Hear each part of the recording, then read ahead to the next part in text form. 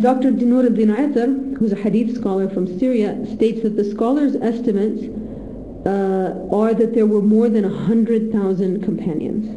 Okay? So one might ask the question, what's the purpose of there being so many? Why were there so many companions? This is where we see the wisdom of Allah subhanahu wa ta'ala and the mercy of Allah subhanahu wa ta'ala. Because in this multitude of people who all had different personalities, and as every mother can tell you, we have a number of mothers with us here in this class, every child is born with a personality, and the most that you can do is refine it or direct it a little bit or shape it a little bit, but you can't really change the fundamental character of anyone in terms of their personality.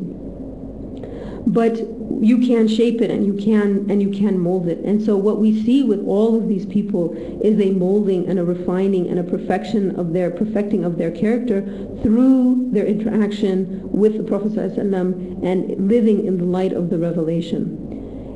And yet each of them retain their personality. And so in having this multitude of people, when we as the Ummah in later times look back on these people and we study their lives, each of us can find someone amongst the companions that we can identify with. We can find someone who might have a personality that's like ours. Or maybe it's what we could become. So maybe we need to work on some aspects of our character, but we see in these people that, yes, I'm that kind of person. You know, I'm the shy, quiet kind.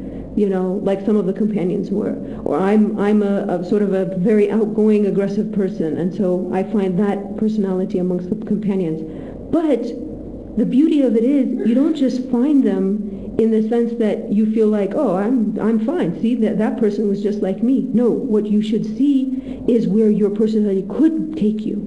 If you did purify it and refine it and chisel out all the bad parts and mold it into a character and a personality that is enlightened and refined and defined by divine revelation. So Allah subhanahu wa ta'ala was merciful to us in giving us all of these people, and so that each of us could find a kindred spirits amongst them, and inshallah ta'ala find a way to emulate the Prophet ﷺ sunnah by seeing how someone who had a personality like you applied it and put it into practice.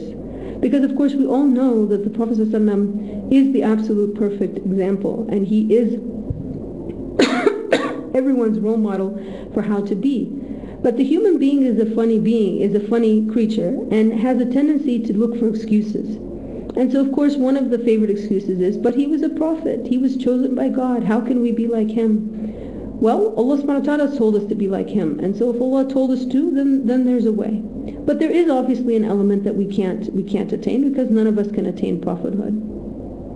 But to reinforce that idea, Allah subhanahu wa ta'ala gave us these people who reflected that sunnah of the Prophet ﷺ, each in his own life and her life, and in a way that suited them and their character.